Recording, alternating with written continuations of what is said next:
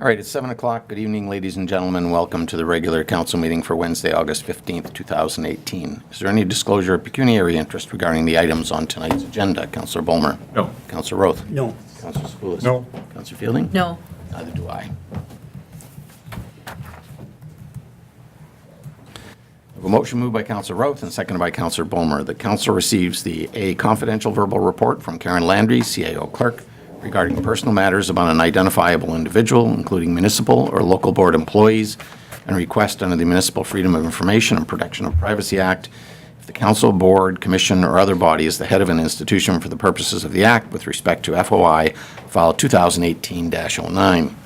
B, confidential verbal report from Karen Landry, CAO clerk, regarding litigation or potential litigation, including matters before administrative tribunals affecting the municipality or local board, and advice that is subject to solicitor-client privilege, including communications necessary for that purpose, with respect to a matter before the OMB, University of Guelph, Dufferin Aggregates zoning bylaw appeal.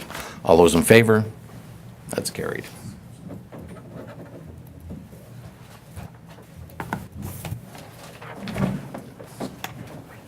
Thank you. I have a motion moved by Councillor Bulmer and seconded by Councillor Roth that the minutes of the following meetings be adopted as written and distributed. A council meeting, July 18th, 2018, as amended by adding the following to Resolution 2018-238, that staff be directed to negotiate and obtain a reduced rate on the landscape architectural consulting fee. B, closed council meeting. Any discussion on that? All those in favor? That's carried.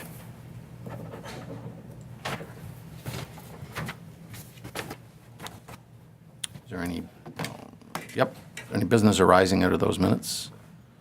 Seeing none. We had two public meetings just prior to this meeting tonight. D14 Cox, that was held, as well as D14 DOU was held as well. And number 3, we have a proposed building bylaw. Public information meeting on this will be the 13th day of September at 7:30 in the municipal complex here. And the proposed 2019 user fees and charges bylaw, that public meeting will also be on the 13th day of September at 7 p.m. here in the municipal complex. And I'm just going to stop there because I think it'll probably take, I think our first delegation has a presentation, am I right? So our first delegation is OBS and Mug Inc. with respect to the township branding and logo project.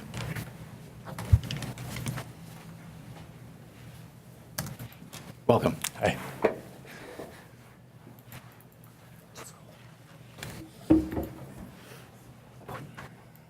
Great. Hello. Hi. Good to see you again. What I'm going to do today is give you a bit of an update on where we are on the branding project, and just give you some quick background on where we've come and where we're going after this. So the very first thing, this is the agenda for my section here. The first thing we're going to talk about is just an update on the original survey that we sent out to residents and non-residents of the township. And then just talk quickly about the next 2 surveys that are going out to gather more feedback. So the first survey that went out, we collected over 300 responses from both residents and non-residents. We basically asked open-ended questions about what the township means to them, what's memorable about it to them, while gathering some demographic information so that we could start to sort the different people who responded, so we can get a strong understanding of what certain age groups think about the township, what people who work in but don't live in, or live in and work in, just what the varying audiences think about the township and their opinions on it, and how they see it working. So with over 300 responses, there were some fairly substantial consistencies about them. So the main takeaways that we pulled from them: non-residents consistently described the township as quiet, peaceful, and rural. So this is the impression that non-residents currently have about the township. Whether they're right or wrong, whether it's good or bad, that's not really the point yet. But this is the impression that non-residents generally held. Residents of the township pretty consistently use the term peaceful, community-focused, and balanced. So not a huge difference from the non-residents, but it does have a little bit more insight. Terms like balanced are terms that you really wouldn't use unless you lived here. Same with community focus, just because you really wouldn't get that understanding if you don't live in the area. And then finally, with all of those responses, and also just in conversation with the brand steering committee, and just in interacting with the community, 2 further additions that we've added in that we think haven't been called out as obviously in the survey, but have subtly been referenced are hardworking and industrious. Where that comes from is when you're on the outside of Puss Lynch as a non-resident, you definitely see the nature and you see the wide open spaces. What you don't necessarily get to see is the actual industry that happens here that doesn't happen in surrounding areas. So I think these are 2 important aspects that we want to ensure the brand maintains. So that first survey basically gave respondents the ability to just provide open feedback however they saw fit, which means that they did all the writing. Those words weren't our words, they were words that they wrote. This next piece or next survey that's going out is basically taking messages that we've crafted based on those responses, and now we just want opinions and agreement or disagreement on them. And so what we're going to do in this survey, and I'll show you a preview of some of the statements that are in that. The whole goal of this survey is really just to get unbiased thoughts on what the opinions are. So we're not asking anyone to expand on anything. It's a pure yes or no, or a 1 to 10, how much do you agree? And what this will do is it will help us understand how correct we are in our interpretations from the first survey. So the first survey, these are very short statements with a yes or no response that we want people to receive. A no simply means you don't agree. A yes means we do agree. So the first statement that we're sending out, yes or no, do you agree with the following statements? The residents of the township of Puss Lynch are industrious people. So what we're going to find out is if our assumption was correct and if people do see the township that way. Statement 2, the township of Puss Lynch represents what it means to live a balanced life. Statement 3, the township of Puss Lynch's history is equally as important as its future. Statement 4, nature is one of the township of Puss Lynch's most valuable features. Statement 5, the township of Puss Lynch is a family-friendly place to live and visit. Statement 6, the township of Puss Lynch community is progressing together. And statement 7, the township of Puss Lynch represents the rewards of hard work. So all of those they're pulled from the survey feedback, and what we're looking to do here is to see if there is an overwhelming agreement on any of them, which, as you can imagine, can help very strongly shape the messaging within the brand. The next 3 statements are longer statements that essentially act as an elevator pitch for the township. And these ones here, we've asked respondents not a simple yes or no, but an agreement on a scale of 1 to 10, 10 being completely agree, 1 being completely disagree. So the first statement, the township of Puss Lynch was built by hardworking people. Over time, the hands and hearts of this community developed a meaning and purpose for the township. Today, the township is a place which honors its past, lives in the moment, and plans for the future. Statement 2, tucked away behind Ontario's finest nature lives a growing community. The township of Puss Lynch is a hidden treasure many drive through and the fortunate drive to. Statement 3, the township of Puss Lynch represents the greatest qualities of balanced living, a stone's throw from Canada's most bustling urban areas and tucked away in Ontario's tranquil landscape. So from those 3 statements, we'll find out where the strong agreement or where the either lack of passion or lack of interest lies within them. And what we'll be able to do is pull out the consistencies between the short statements and the bigger statements to eventually build what is the master messaging around the township. So this next survey piece is it's a visual survey. What's really important about this kind of survey is that what we're looking to do here, these are not necessarily, well, most likely not the logos that we're going to go with in the end. What these are visuals to help us understand what visuals the community feels reflect the township, but also just in general how these symbols are perceived by the community as well. So instead of asking just very simply, do you dislike or like any of these symbols, we ask more pointed questions. So this first section here, which of the following symbols best represents balanced and peaceful living in the township of Puslinch? Which is a very difficult thing for a symbol to do. So it causes people to think and to sort of consider what these represent. And so the first one, very simple silhouette of Puslinch architecture reflected in a lake. Does this represent balance and peacefulness in the township? The second one, taking similar architecture, but instead of a lake, showing the sun above it. Number 3, a more arts and craft aesthetic, but showing a tree silhouetting a sun. Here we have 2 rocks balanced on one another. And here we just have a very simple geometric, abstract, more luxury-based P. So very different symbols that the way that it works is basically they'll be ranked within them as to which ones best represent peacefulness and balance within the township. And more than us understanding whether or not there should be a lake in the logo, it'll help us understand just whether architecture, whether nature, whether neither of those plays a role in it, and also in the aesthetic approach as well.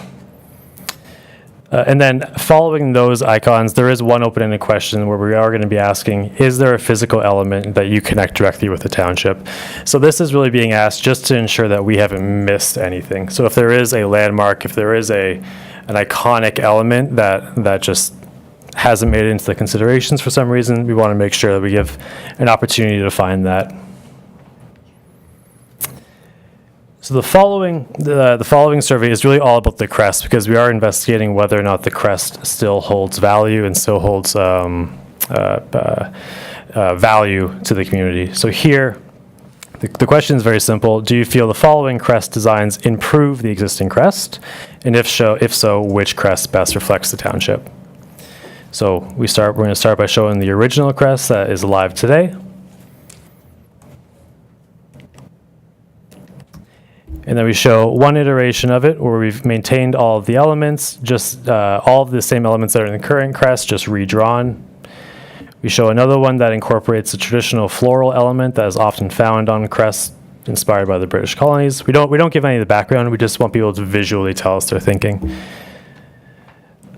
We provide this consideration of introducing Puslinch architecture into the crest.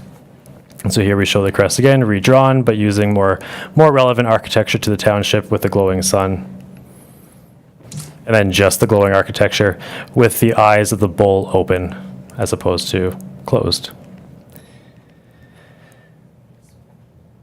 And then we move into word marks here. So which of the following word marks most positively communicates Puslinch's attributes? So again, here the goal isn't to find the exact font or typography that we're going to use, but these are 3 very different written forms of Puslinch that will speak very clearly as to not just the aesthetic direction that the community is feeling, but also in the symbolism and the power of the word. So the first one we preface by showing where it comes from. So this is a map from 1861 of the township.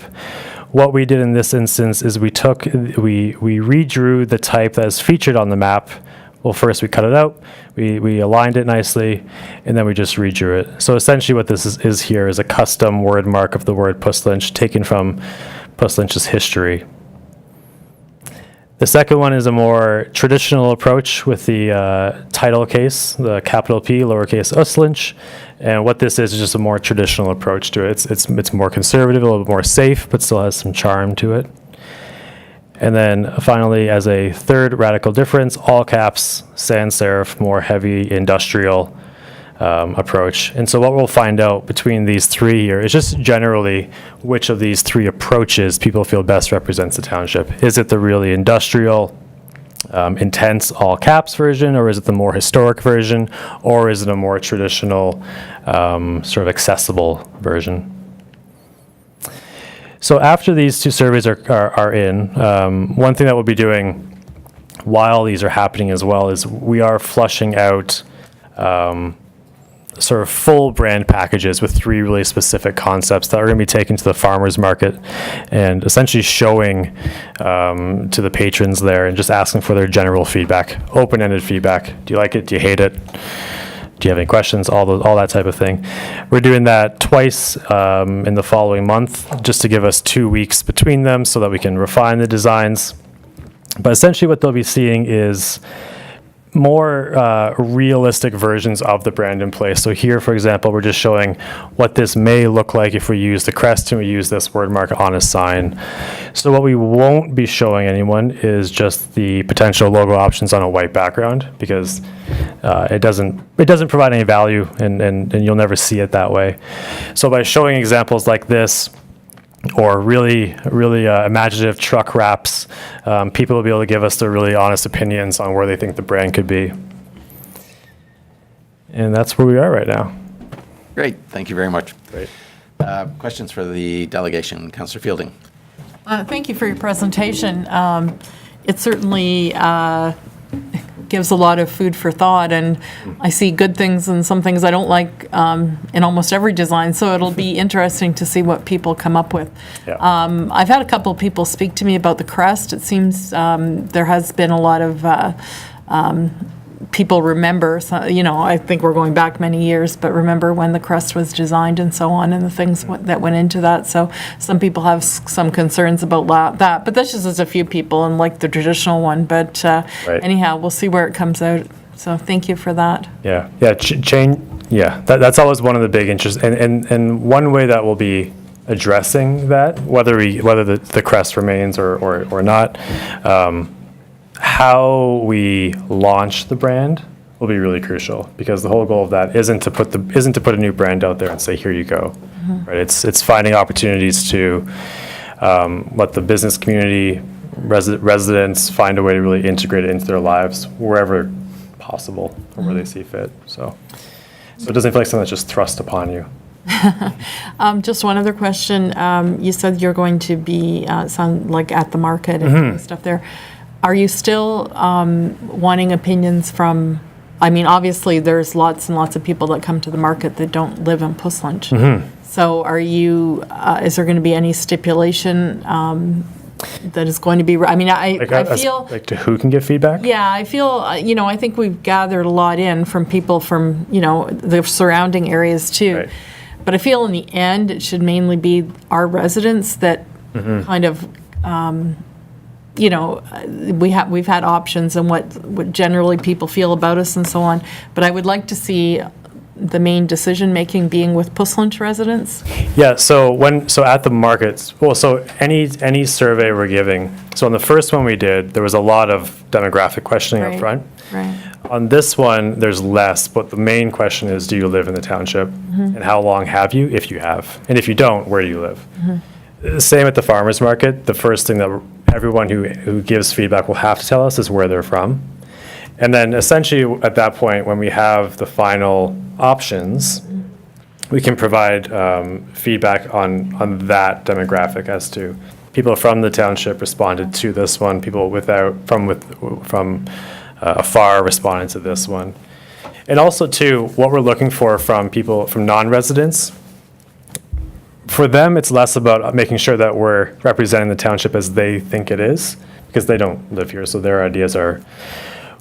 For us, for non-residents, the real value in this brand is creating a brand that is memorable or identifiable to those people.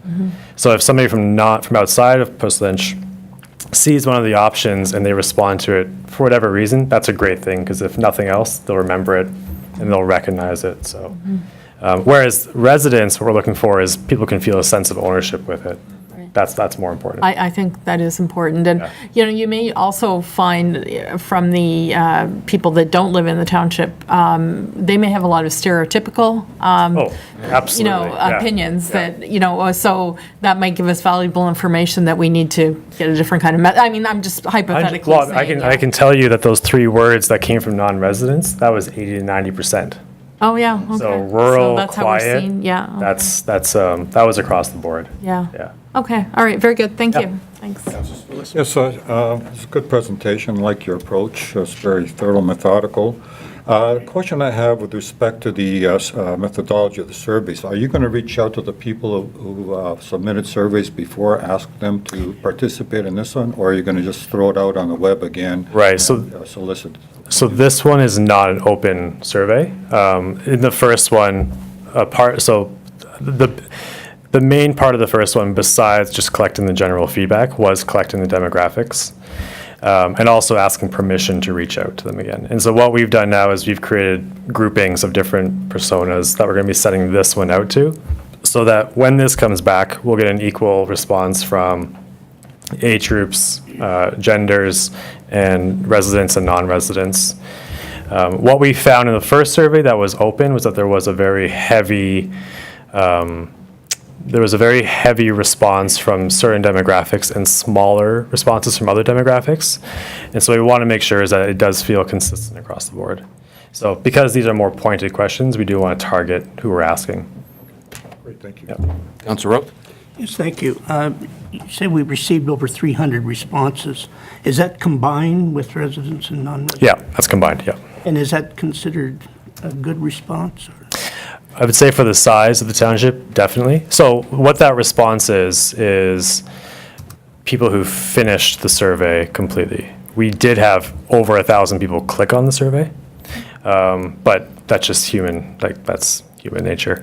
What it's a great response is of those 300, over 60% said contact me again, which is massive. Usually it's around 20% in our history, which that just shows that I think that also connects to the population size as well, in that there is true interest in where this goes. I do think what's nice about the opportunity of the farmers market is we'll be able to reach.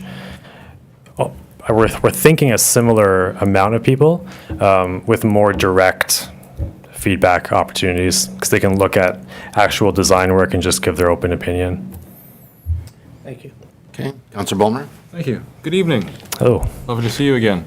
And thank you, by the way, for making the survey accessible. I appreciate yeah, the time thanks. that you guys put into that. I certainly appreciated that.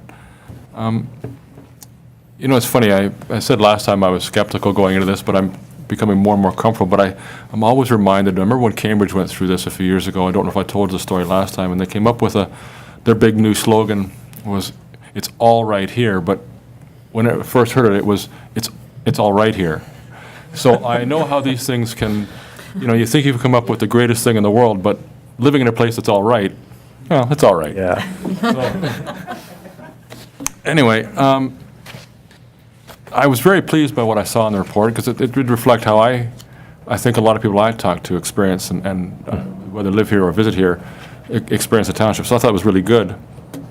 But you mentioned that you got different responses from different age groups. Mm-hmm. I know when the survey first went out, I did get I got some phone calls and emails from older residents who thought it was a scam or spam, because it was, "Dear occupant, your opinion Right. really matters to us." So did you find, was it the youngers more applied, or how did the demographics break down that? The responses skewed heavily to an older demographic. They were responding. Yeah, so because of that, how we reacted to that was we actually put a little bit of investment into social advertising, just to get a younger audience. It was heavily skewing at the very beginning, so we had to do some changes to get a bit of a younger response as well.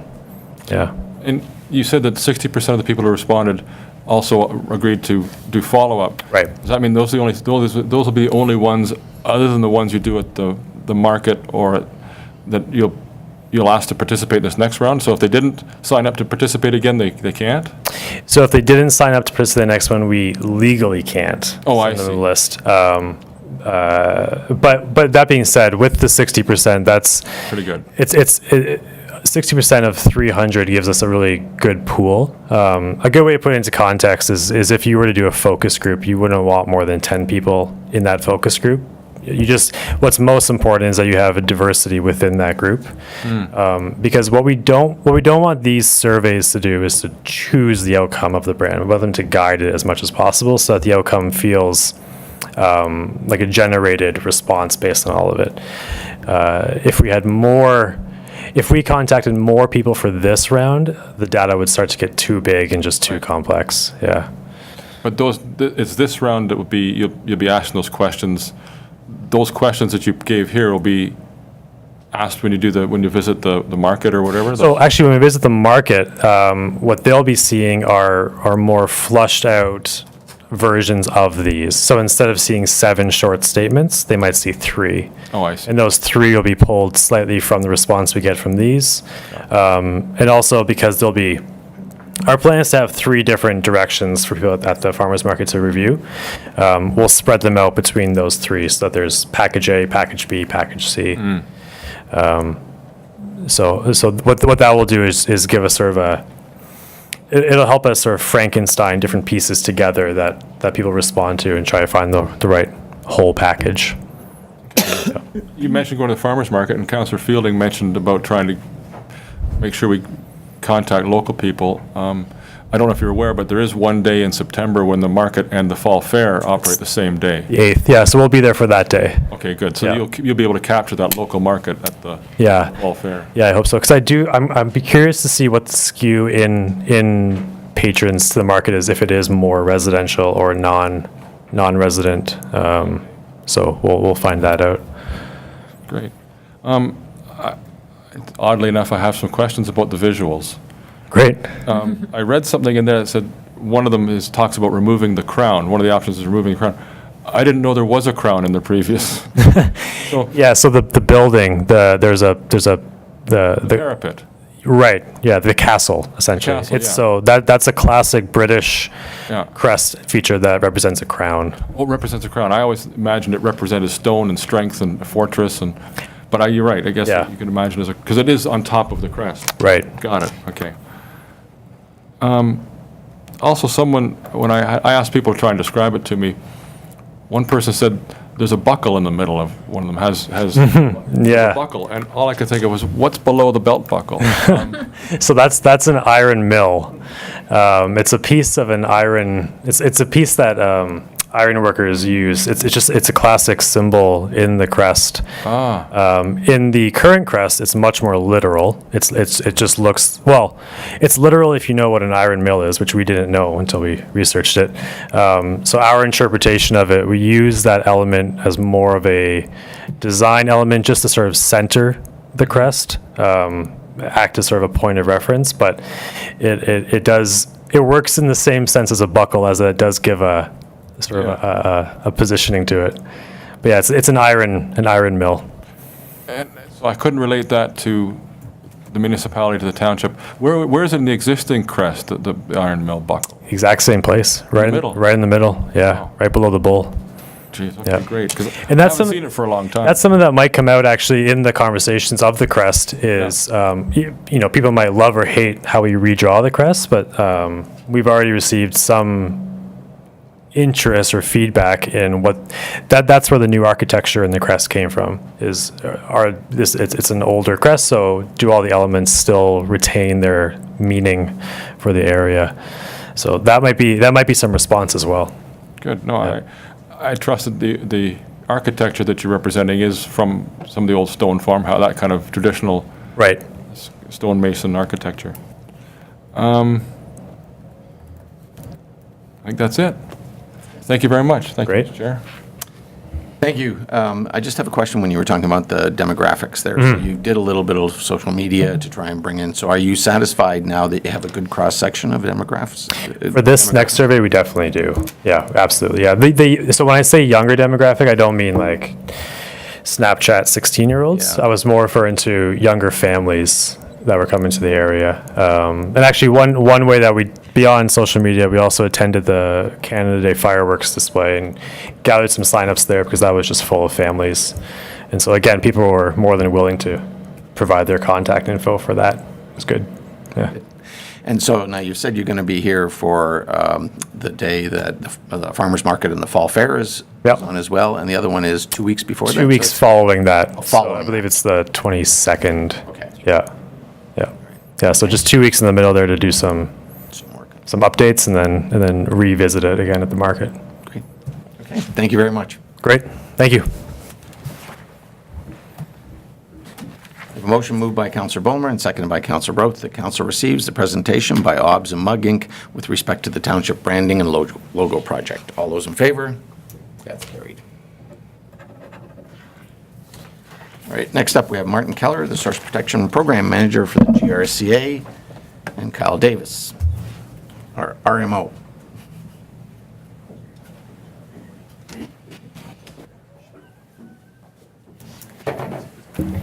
Welcome. Thank you. Good evening, councillors, mayor, ladies and gentlemen. Thank you very much for the invitation. I'm here to present you an update on the work that has been done over the last year following the completion of the Tier 3 water budget and risk assessment. I'm going to give you first the overview. It's going to be two components. There's going to be a technical component of the technical work that has been done over the last year, and then also a status update on the work that we've started to do on the process of developing water quantity policies. First, though, just a little recap of the results of the Tier 3 water budget and risk assessment that has been completed, as you know, in 2017. So essentially, that's the work that's been done over the last almost a decade. It's been presented to the committee. It's been peer reviewed by a provincially appointed peer review committee. It has been accepted technically by the ministry, and so we're taking that as the kind of basis of moving forward. And so essentially, as a result, what we've received from that study is a defined WAPOQ, actually 4 of them, within the study area. There's one larger one around Guelph Formosa, and it includes Puzzlinch as well, and there's 3 smaller ones around the Rockwood Wells in Guelph Formosa. The larger ones have been assigned a significant risk, the 3 smaller ones a lower risk. What that means is that there's no work to be done for the 3 smaller ones because there's that low risk. With the significant risk level assigned, there's work to be done that I'm going to talk about in the next few minutes. Essentially, we'll have to move towards developing those water quantity policies to address the significant risk. There is also an intake protection zone that is kind of attached to the Hermosa River intake that goes upstream from the intake into the Hermosa River watershed, and essentially upstream up to the town of Erin. That has been also assigned a significant risk level. That's because of the link between the river intake and the recharge into the groundwater through the Arcal system. Just very quickly, in a nutshell, the reason for the significant risk level are essentially 2 wells in the city of Guelph, Queensdale and Arcal 1, through use of the Tier 3 model, were predicted to not be able to pump or continue pumping in the future. That future time horizon is 2031. Under future land use, that's official plan build-out, and under drought conditions. And that's the kind of provincial, one of the provincial kind of thresholds that would trigger, and in this case does trigger that significant risk level. So with that, essentially that was kind of the basis to move forward. So now I'm going to go into the first in terms of some of the technical work that's been done following that, the completion of Tier 3. It's a mouthful: risk management measures, evaluation process, and threats management strategy. We haven't invented those terms; they've been given to us by the province. But essentially, it is looking at the risk. It looks at giving a better understanding of that risk. It then looks at specific measures, how to address those risks, and is essentially summarized in what we call a threats management strategy.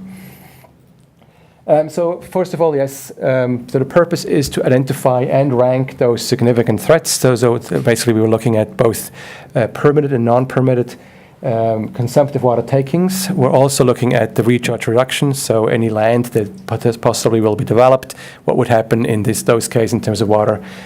Maybe there's a reduction in recharge that we need to figure out. Once we have a better understanding of those risks and what drives the risk, we can look at measures to address those risks, and then from there on kind of develop a package in the threats management strategy, and there's certain recommendations following from those. We're following provincial rules and guidance, and including a catalogue that the province has put together in terms of some of those measures, so we're not starting from scratch. In terms of the actual components, in terms of an overview of how to do that assessment or the evaluation of the threats, we're looking at creating a ranked list of takings, essentially, starting with a higher impact to lower impact. And what we're looking at, the impact of water quantity threats on the water levels in the municipal wells. Once we have that, we can use the Tier 3 model to do that. So we can basically run the model with different conditions to figure that out. We have the threats ranking, and then we can use that information to kind of inform us in terms of what kind of measures we should look at to address the risk.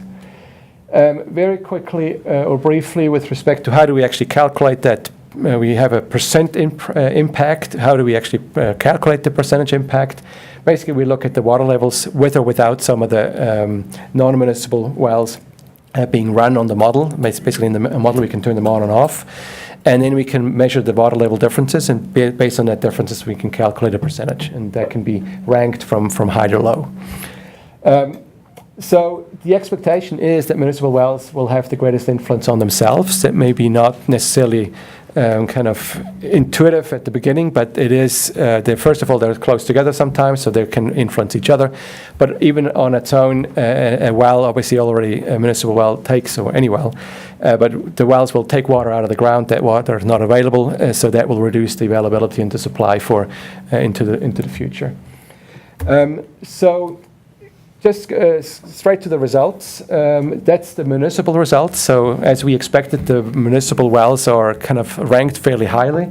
So Queensdale and Arkell are the two first ranked, first and second, and they have a fairly significant impact on themselves or on specific wells. And the Arkell system is ranked as a group because they're very close together. We didn't do an individual assessment. Because of the close proximity, it made sense to do those together. Now, and then you can see that a lot of other wells are there as well, but they're kind of ranked a little lower. But certainly there are fairly, even the first, and if you look at the first 10 ranks, they're mostly municipal wells.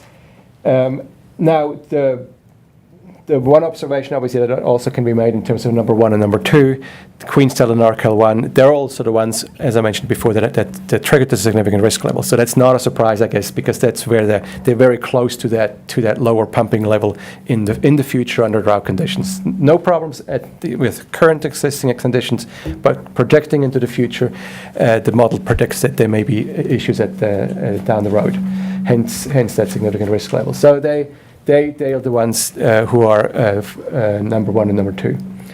Moving on to the non-municipal results. So individually, the majority of non-municipal water takings have very little influence on water levels. There's one exception, and that is the Dolan Quarry, which is ranked number 3, with a 50% impact on one of the municipal wells, which is the Membra well. All other permitted takers in combination take maybe about 10% influence on the municipal wells. That would include Gay Foods, Nestle Waters, Holiday Electroplating, Flowchem. So you can see that most of them are ranked really low, like rank 19 with the 2%. Nestle specifically ranked number 20 with a 1% drawdown on one of the wells, Burke well in this case. And then we looked at also some of the other aspects in terms of recharge reduction, for example.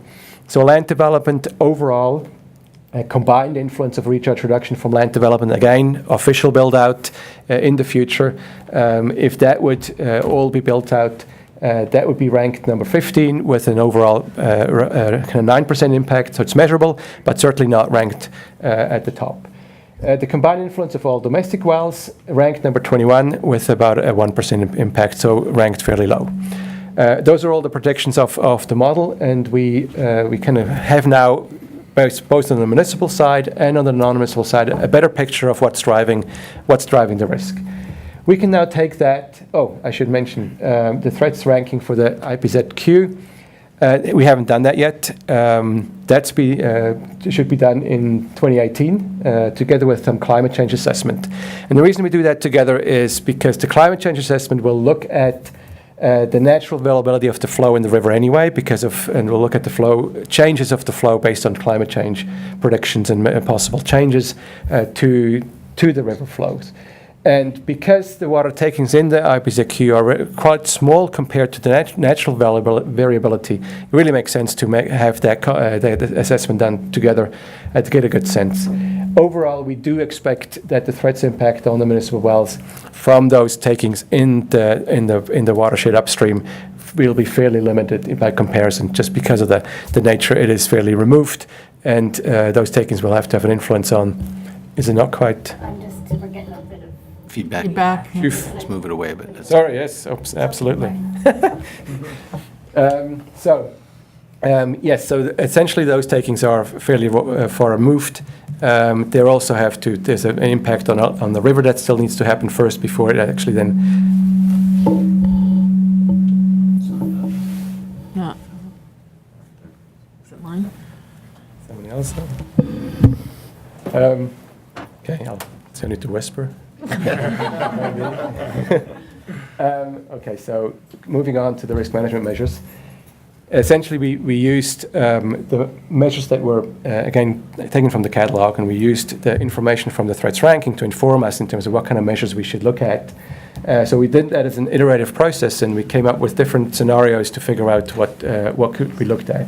And you see 10 of those listed here. Those are the ones that we ran. So we looked at different conservation and efficiency targets that could be achieved through saving water, essentially. We looked at different optimization kind of configurations about how to reallocate the pumping from one well to another one. So different configurations. And then we also looked at what would happen if there would be no dewatering at the Dolan Quarry. That was one scenario. And then we also looked at new municipal wells.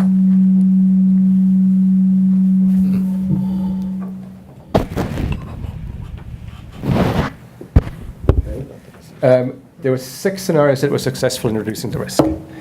And those, as you can see, they all included some kind of pumping optimization. So it's something that that any operation will do anyway, but we believe that there's enhanced operational optimization probably possible to really look at getting them.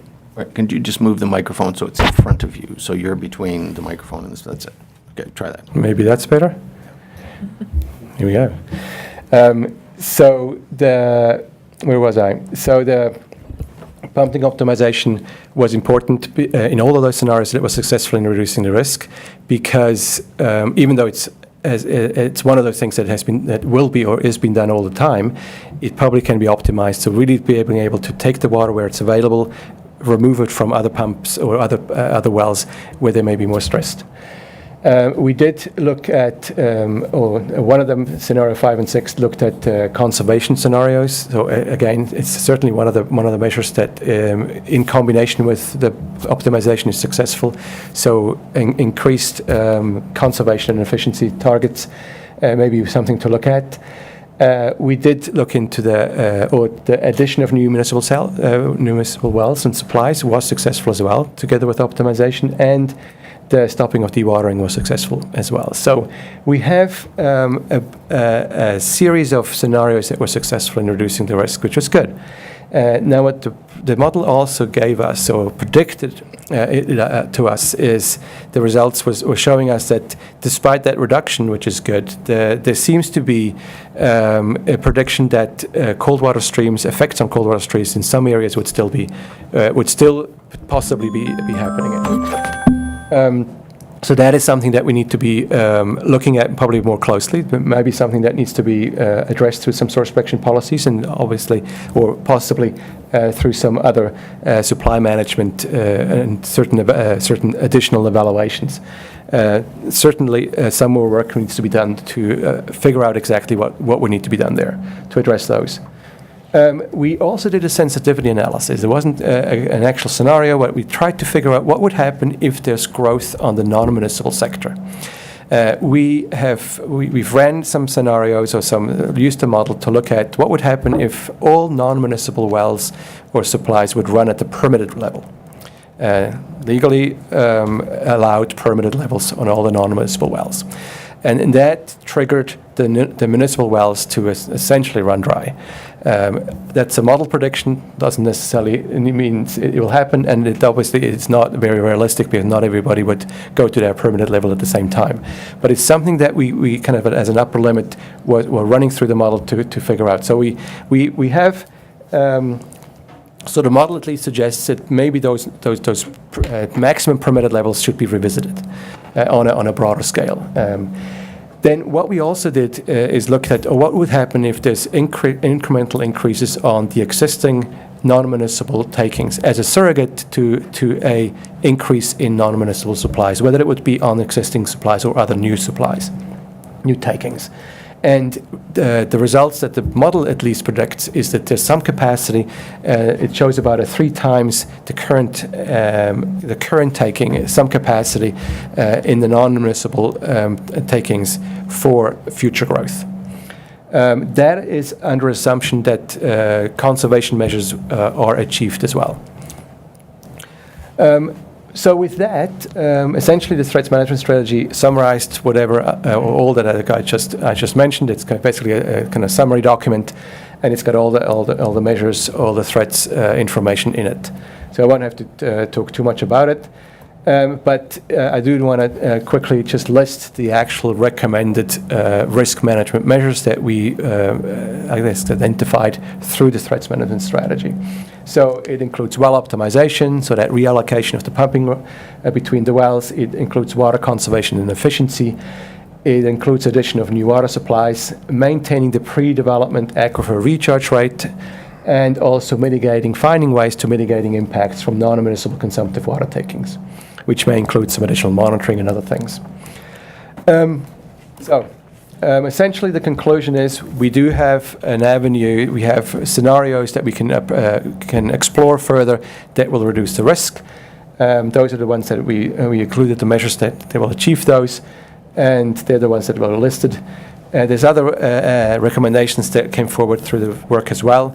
They include, for example, funding for the Tier 3 in terms of maintenance of the tool, includes making sure that we have a framework to actually using the tool, whether it's the province, whether it's the municipality, whether it's the conservation authority, or in the future maybe even proponents to make better decisions on where they would request water permits. There's a lot of other things that we will try to pull together as well, and some of them may be written up into policies as well. There's a broader conclusion as well that we discussed in terms of starting off with the kind of statement that continued growth and new demands will add stress to groundwater and surface water resources as we move into the future with growth and development. And that we feel that there's a collective water resource management by municipalities, conservation authority, and the province collectively is needed to ensure that municipal supplies are sustainable. And at the same time, other users, whether it's the non-municipal takings, whether it's the surface water flows and the fish or the domestic users, have sufficient water as well. So a more holistic approach, working towards recommendations to develop policies that incorporate water resource management strategies on a broader scale.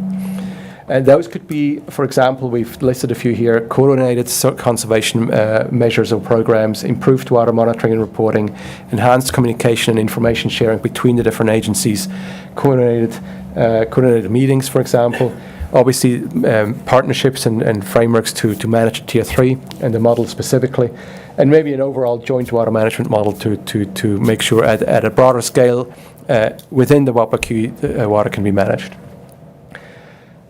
So with that, moving on to the water quantities policies discussion paper, that's our first step that we have taken to kind of start the process of developing those policies. So what is it? Well, that's what it is. It basically, I'll get into more detail, obviously, but it really captures the legislative framework and the policy options, kind of laying out the cards on what are the options that we have and specifically the Source Protection Committee, essentially, that we'll provide those recommendations to them.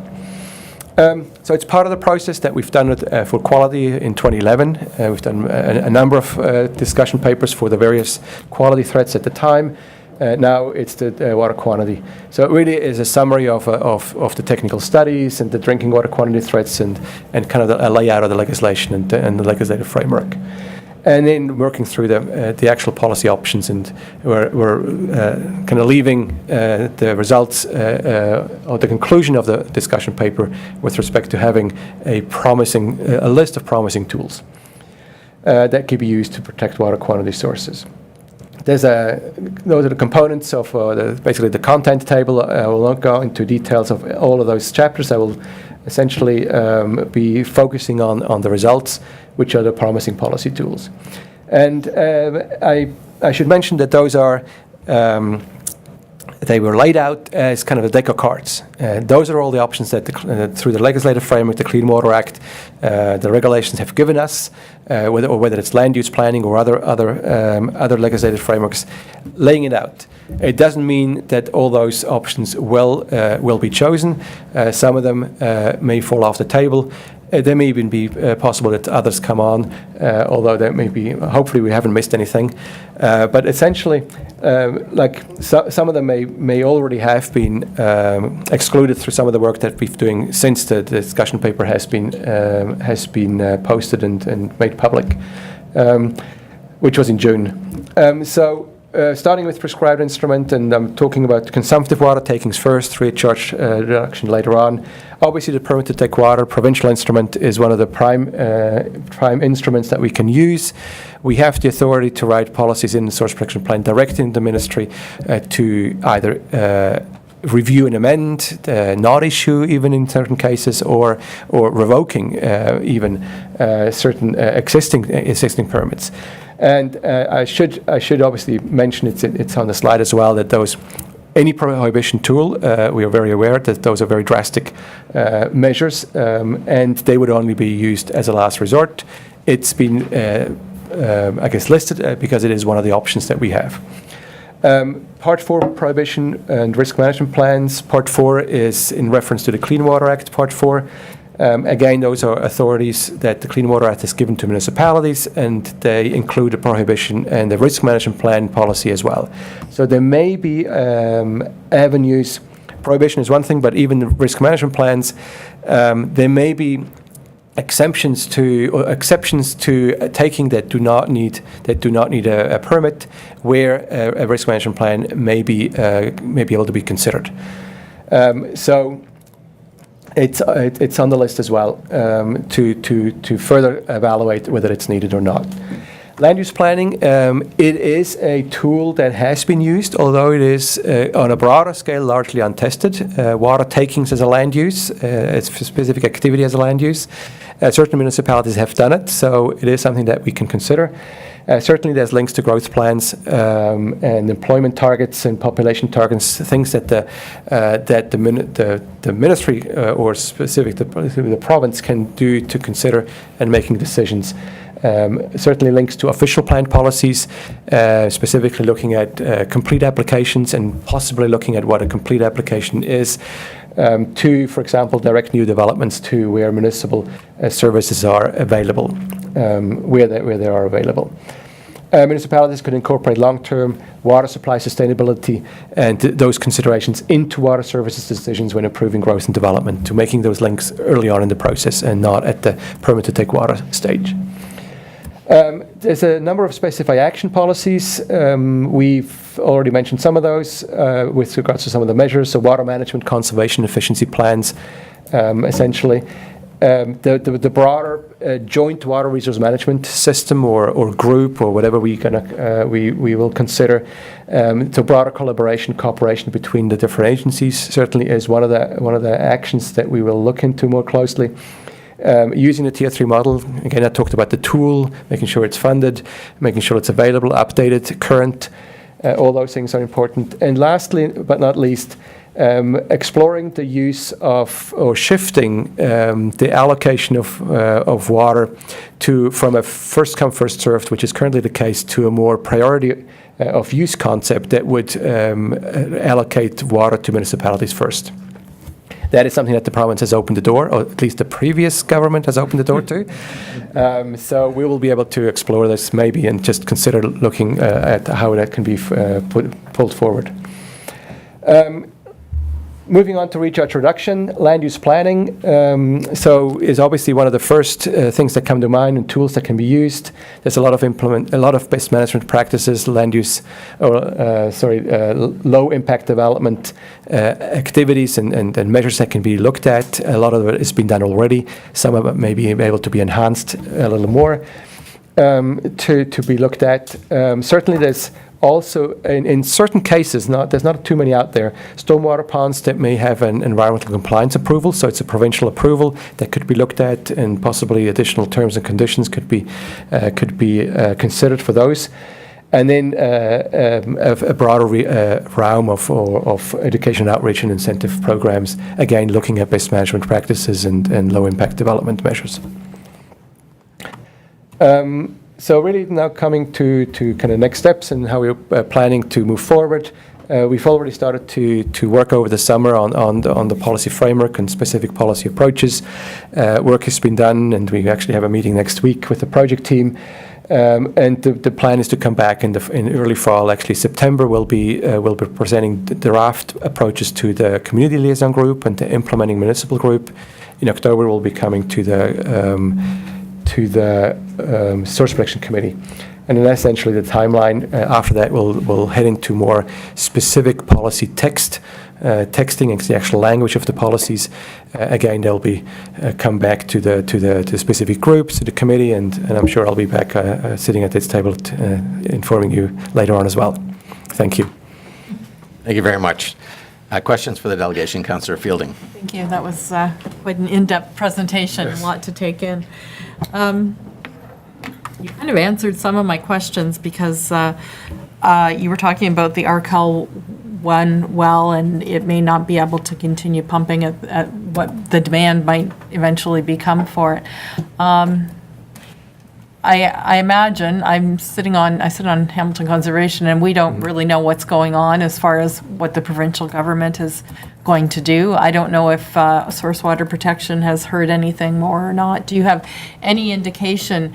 Because to me, there's a big divide from when we talk about places to grow and what Guelph and so on is considered to grow, and the ability to supply them with that kind of water.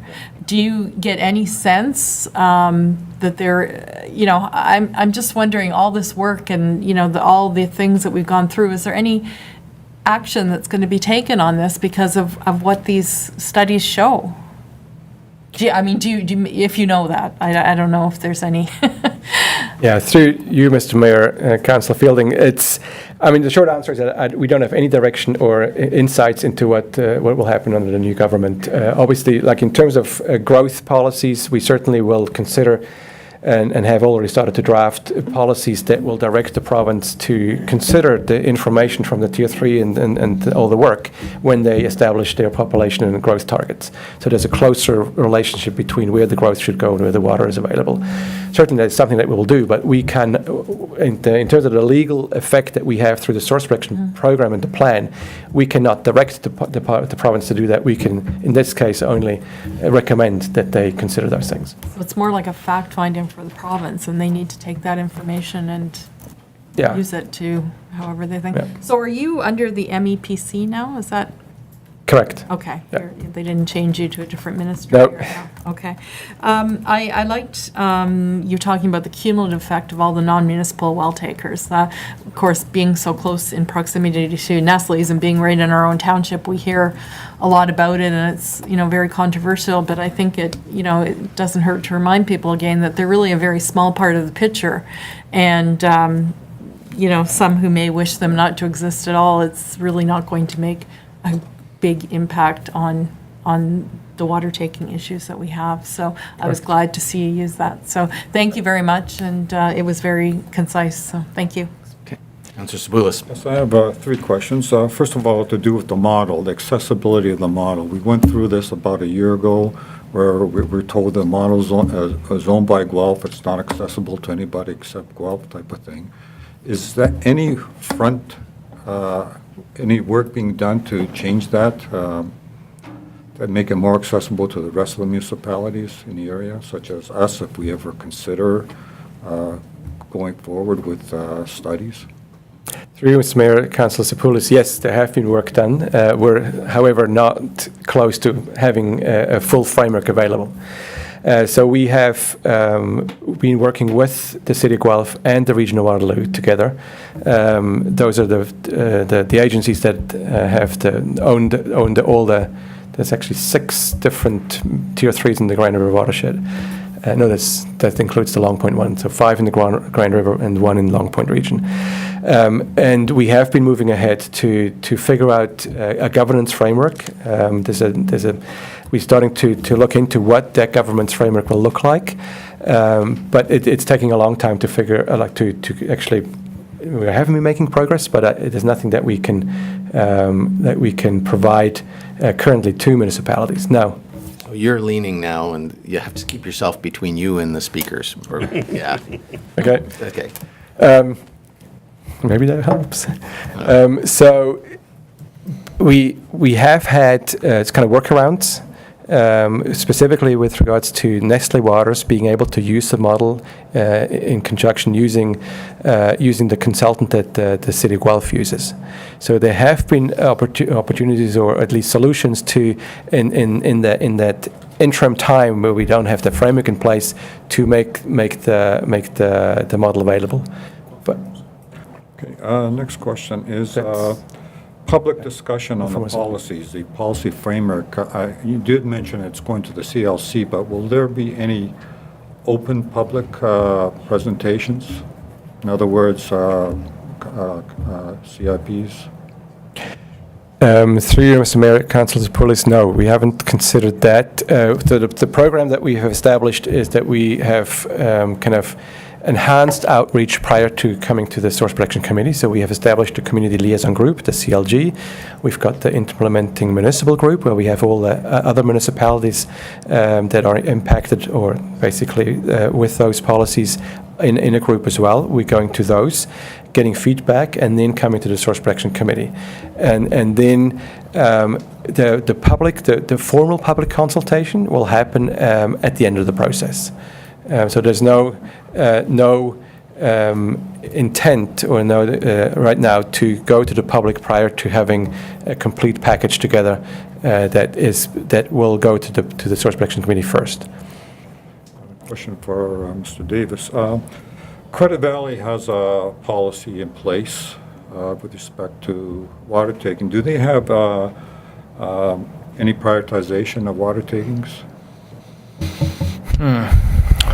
Through you, Mr. Mayor, I would have to refresh my memory actually on the credit policies, because I don't believe so. There's a number of credit policies though on water taking, so I would have to go back and just double check. But on my initial recall is no, they don't. Partially because the discussion on prioritization would have come out after their plan came out, but I would have to double check, and I could certainly respond back through Madame CAO. Okay, that's all I have. Thank you. You talk about drought conditions. What constitutes a drought condition? Thank you for the question. Through Mr. Mayor, Councillor Roth. We've had very specific guidelines, or actual rules, or technical rules on what the drought condition constitutes. And what we have to use is basically the historically worst drought that we have here in this area, so which is the 1960s. So 1960 to 60, it's pretty much about a decade. So we use the climate information of that decade, and we plug it into the computer model and run it with the future demands and the future projections, but with that worst case scenario of what we had in terms of droughts during that time. So there's no science that it's going to happen again with climate change, or is that the fear? Or like, if it hasn't happened since 1960, it seems to have a big emphasis on why this is all taking place. Thank you for the question. Well, I'll have to ask the ministry why they put the rules together like that. But I would assume because it happened before, it can happen again. And with the climate change, we don't know necessarily where it goes, but we are getting to understand that the extremes are getting extremer. So maybe the droughts could get even worse than what we had. On the other hand, the floods could get worse. So I mean, it's hard to predict, but I think as a worst case scenario, to go back to what we already had to deal through at some point in the past, I guess makes kind of sense. Well, yeah, and in 1960, we didn't have the population in this area we had. Correct. Yeah. The usage. Now, I should add, if I can, we will be, and we haven't started that work yet, but we will actually be, we've received extra funding from the ministry to do extra scenarios on climate change. So looking into what some of the climate change prediction would mean to running those models, and whether there's specific changes to the predictions. So that will help inform what may come down in the future as well. Thank you. Councillor Bulmer? Thank you, Mr. Chair. Good evening. Good to see you again. Thank you for clarifying the definition of drought conditions, because when you read what you mentioned about the Queensdale and the Article 1, it's the combination of future growth and drought conditions that create the situation. So I go back to, you talked earlier about growth, and Councillor Fielding talked about growth. You know, drought may not be in the city's control, but certainly the recharge associated with growth and the numbers that are built out, those are things that are within human control. And I guess this goes, best policy has already been done, I guess, but is that, I'm just surprised why, when that conclusion came out of the model, why wasn't it said, okay, then that population growth isn't sustainable, right? Thank you. Through you, Mr. Mayor, Councillor Bulmer. Again, it's in human control, correct, but it's really in provincial control in terms of the growth targets. So we, whether it's the municipality or whether the Conservation Authority or the Source Protection Committee, we do not have control over that. Right. So what we are trying to do and will be doing is putting into the Source Protection Plan policies that will put it to the province to say, well, they should have closer considerations of the water availability and the sustainability of those supplies when they establish, because it's through the ministry that they establish those growth or population targets. Right. So yes, absolutely that should be done, and it's reasonably broadly recognized that should be done, but it just hasn't really been happening as much. And in the meantime, we also see in here the discussion that I believe number 15 on the list of threats is reduction in recharge, which doesn't require any provincial changes or rulings for the city to address themselves. Correct. Which would also, I expect, feed into that. So I guess when I see that listed, in the technical part of the report, when I see, addressing that loss of recharge due to growth, when I see that listed last, am I to read that as that's the order they're considering it in, or that it just happened to end up at the bottom of the list after getting a new well? Thank you. I'll have to remember the slide. I think the listing on the slide is not according to priority. Okay, good. So just in terms of elaborating a little more, I mean, I think I mentioned, yes, it's number 15, 9% impact. Yep. So it's measurable. It's certainly not down at the bottom, but it also isn't one of the main drivers. But certainly we've included and looking at specific measures to make sure that this is something that municipalities can control. So making sure that new developments are as close as possible and where appropriate, is looking at the recharge, the pre-post kind of recharge rates to maintain those. I think it makes sense in any case, because it's not just for the source protection and groundwater, it's also in terms of surface water runoff, stormwater management. It has a lot of other benefits as well. I agree, and we had city staff here and asked them about that, and they weren't necessarily keen on, they were looking at maintaining surface water recharge, but not deep bedrock or deep recharge. So I'm hoping that some of the members of City Council have now had discussions with Region of Waterloo, who have been doing enhanced recharge on the moraine in their area. And I guess we'll see how well that works out, but they're seeing increased recharge. Even on this side now, they're starting to do it in the city of Cambridge, enhanced recharge, to make sure that the post-development recharge is equal to or greater than pre-development. So it is possible, I understand.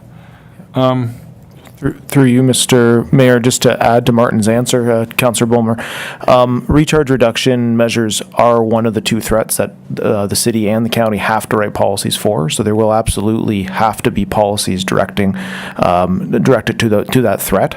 So the city will have to write policies in their chapter, and the county will have to write policies in our chapter, to address that. So there will absolutely, even though it's ranked 15, we absolutely will have to write some policies to that, as will the city.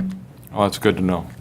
I was glad to see there was a note in there about continual updating of the model, because, as you know, I still have outstanding concerns regarding the fact that the city acknowledges there is a interconnection between the river, the Eden Mill, or the Narragansett River near Eden Mills, and the aquifer, their production aquifer, the rock formation. When there's a movement of some 40 million liters a day from the river into that aquifer, there may be disagreement as to where it's going, but the fact that that interconnection is not included in the model, I think, is still an unresolved question mark. And if possible, I know the discussion paper is already out there, but I think it'd be important that the nature of that question be clearly indicated in the white paper. I know we're accepting the model as it is, and the ministry has, but understanding that there's that unanswered question out there, I think is important that future readers of this understand that still remains unanswered. And is that possible, that it be part of the discussion as we keep it on the table, so everybody reviewing this knows that's still undone? Through you, Mr. Mayor and Councillor Bulmer, yes, certainly there's opportunities to, and we have, there's uncertainties with every model, and there's also data gaps with every model. And so we have lists of those, and we will make sure that those considerations go forward with respect to when we I guess ask for funding and figure out the framework for updating those models. What is prioritized on that list of data gaps is then another question that we looked at, but certainly all those things are on there, and then we'll have to figure out how to move forward and how to do that. I mean, that framework, that's why we've mentioned it here in terms of considering policies, writing policies to say it bluntly, to try to get the province more committed to the future update and maintenance of that model or the other ones as well. I guess all those models. How successful we are with those endeavors, I guess it's still to be seen. But We all rely on the accuracy of this thing, after all. Exactly. So just a couple. One more question, Councillor. Oh. All right.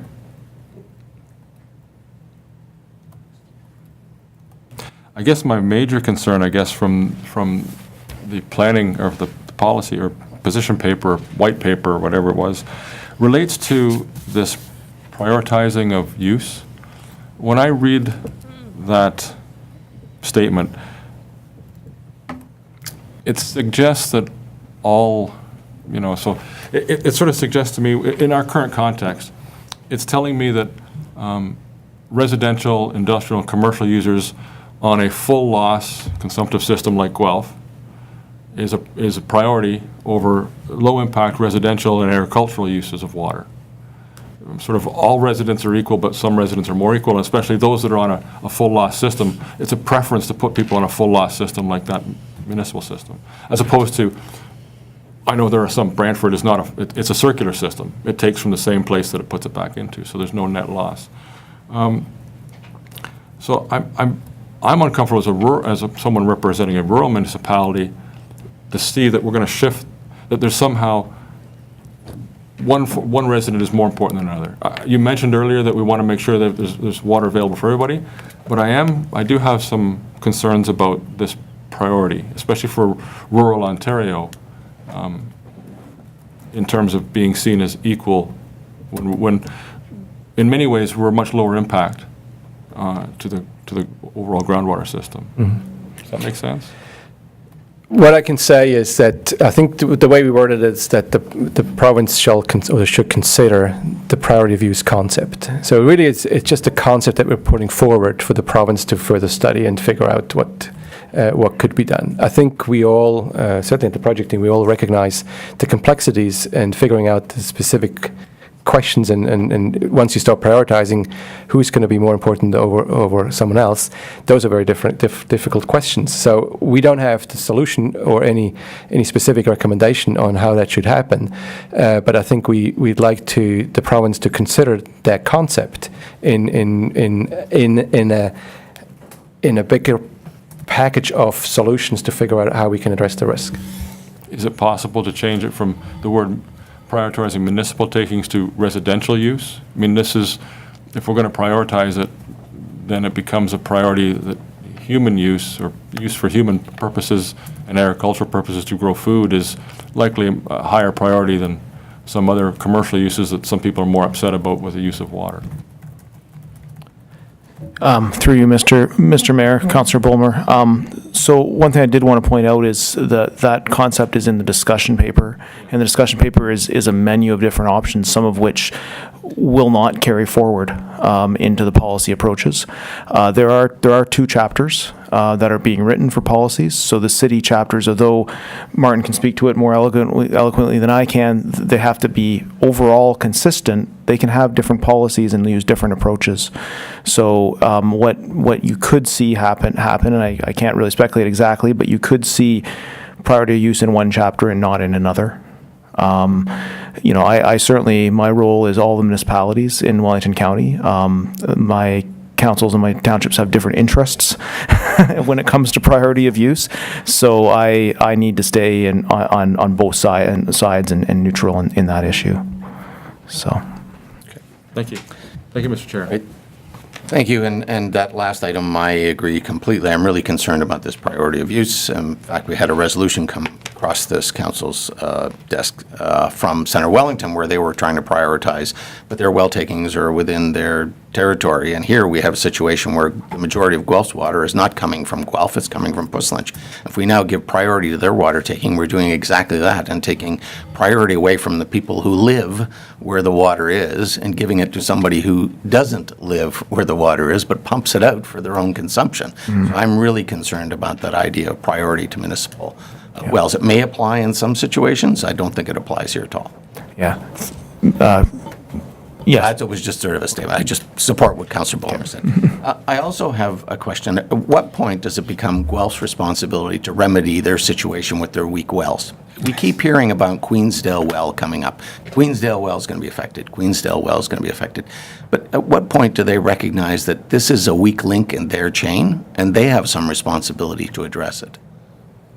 Is that a consideration that Guelph should be looking at? Well, I guess I can't really Speak on their behalf what they want to do, and I don't know whether they would consider it a weak well. Maybe it's there's maybe other considerations, but certainly, city has responsibilities to make sure that their system is running and is optimized and all that. So there's certainly responsibilities that they have, but I think I'll have to bring it back to them. Please. And then the last thing was just you made the comment about water taking as being a land use and coming under planning direction. But it seems to me this was tested in Grey County somewhere, and it was rejected as being. So you have it up there as not being tested, but I think it was tested, and it was not successful in being addressed that way. Am I not correct on that? Just yesterday we heard from Councillor Nairn, who had other consideration. So I think there's different municipalities that have used it in different ways, and in some cases may have worked better than in others. I don't know the details, actually. Yeah, it's, I do know the case that you're referring to. I probably am not the best person to speak to it. I see Sarah and Ms. Pickfielder in the room, but at this quite a while now. but yeah, but certainly it's something we're aware of. The project team from the county, Mr. Salas, Danielle DeFields, are heavily involved in this. Danielle and I have been working quite closely, and we also have Pierre Chauvin from MHBC involved. So we'll be looking quite closely at exactly what a planning policy would look like, and to make sure that it's obviously able to be put forward. We do have through the CTC plan, we do actually have a planning policy in the OP from the CTC plan. So we're looking at that as well. But yeah, we'll be looking at that. All right. Thank you very much for coming tonight. Thank you. I have a motion moved by Councillor Routh and seconded by Councillor Bulmer. The council receives the presentation by Martin Keller, Source Protection Program Manager, Grand River Conservation Authority, with respect to the Guelph Aramasa Water Quantity Policy Development Study. All those in favor? It's carried. All right, next up we have CRH Canada with respect to application D14 UNI Mill Creek Phase 6.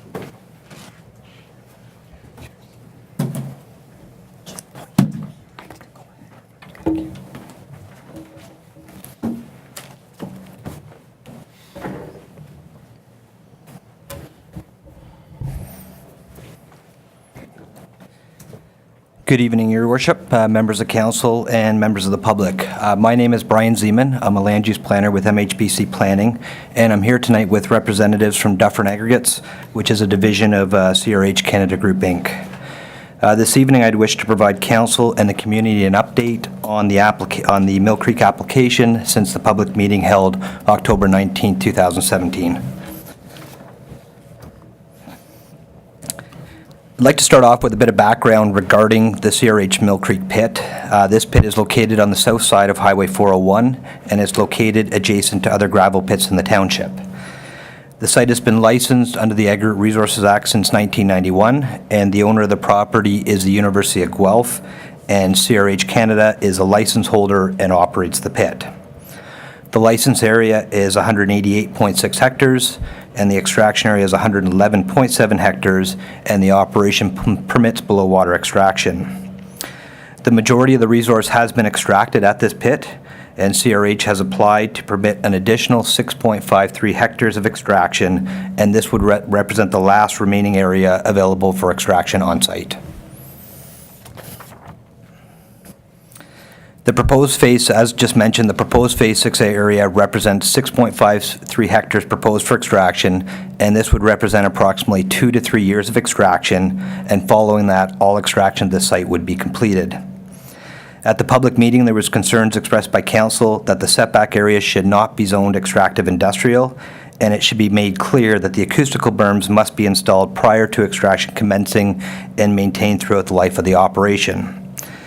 Based on these comments, the proposed zoning bylaw amendment has been revised to zone the entire setback area, which is shown on green on the slide, to an open space zone that would prohibit extraction, and the Aggregate Resources Act site plans explicitly require the acoustical berm, which again is shown on the south and east boundary of the property, to be installed prior to extraction and maintained throughout the life of the operation. At the public meeting, I did speak a lot about the natural environment and proposed rehabilitation, and just a quick summary, the proposal does include 9 hectares of ecological enhancements that will increase biodiversity of the site compared to existing conditions. The application also results in a tree planting plan that will increase the existing significant woodlands by an additional 3 hectares. And one of the components of the rehabilitation plan is the creation of snake habitat, and this has already been constructed. And all of these features collectively will help result in an overall net gain to the township's greenland system following rehabilitation. Some of the ecological enhancements would start as soon as extraction were permitted, provided this application would be approved, and would be ongoing throughout the operation, and then the final stages would be completed within 2 to 3 years when extraction is complete. Many of the comments from the public meeting did focus on the protection of surrounding land uses. And just to go through the policy basis, the County of Wellington official plan, which does apply to this application, has a very specific policy that confirms that provincial standards, guidelines, and regulations will be used to ensure to evaluate impacts on potential surrounding receptors. I can advise this council that the technical studies have been completed and Phase 6 has been designed to meet or exceed those provincial standards, and therefore this application does conform to the County of Wellington official plan in its entirety, but also the policies very specific to the protection of surrounding residents. At the public meeting, 3 residents spoke, and each of these residents are well set back from the closest point of the proposed extraction and will not be impacted by the proposed operation. In addition, a detailed response to all the questions and comments that were raised at the public meeting were provided in follow-up correspondence that were provided to both the county and the township, and most of those comments were contained within the submission to the township that was dated May 17, 2018, going through all the public comments received, as well as both from the public as well as from members of council, with a detailed response to each of those questions. From a social perspective, from a land use planning, I would consider Phase 6 to be an ideal location for extraction. To the north and west are existing aggregate operations. Residential uses to the east are well set back and buffered by an existing forested area, and a berm will be installed along the eastern boundary prior to extraction in Phase 6. At the public meeting, the Creve Hills community, they did not speak, but they had provided correspondence to the township. And again, a detailed response to these comments was provided to the township on both April 6th and May 17th of 2018. In summary, the Creve Hills property will not be impacted by the proposed Phase 6 extraction. The closest sensitive receptor that is on site right now is over 500 meters from the proposed Phase 6 area. The Creve Hills do have a picnic area that is occasionally used, which is approximately 225 meters from the closest point of Phase 6. And the technical studies use this as the point of reception on the property for the purpose of completing the noise study. So ensuring that the provincial standards, guidelines, and regulations would be met at the picnic area instead of the sensitive receptor that is located further south on the property.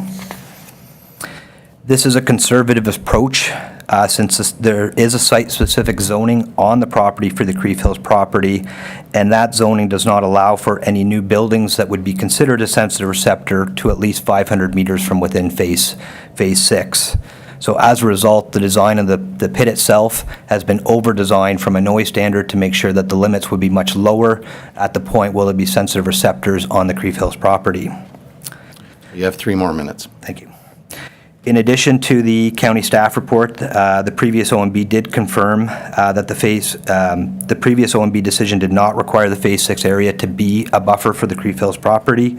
And even if it did happen, there has been a lot of policy and legislation changes since then, and there would be nothing preventing this application from coming forward, subject to the application being compliance with the various official plan policies and standards. Since the public meeting, there has been a lot of ongoing work to address the surrounding agency and community comments. Just very quickly, the Creve Hills community had asked for a noise report. That was provided. A member of council had detailed questions related to the noise study. That information was provided, as well as a response to both the county comments as well as the township comments. Work on this application began in 2014, and the formal application was submitted in 2015. Since the application, there's been extensive review from the province and GRCA and ecological and water peer reviewers on behalf of the township and county. All of these agencies and peer reviewers have confirmed there are no outstanding issues with the application. Again, this is just showing the proposed zoning bylaw, so just very quickly, the area in yellow is the area to be proposed for extraction, and the area in the blue hatch is the area that proposed to be zoned open space to prohibit extraction.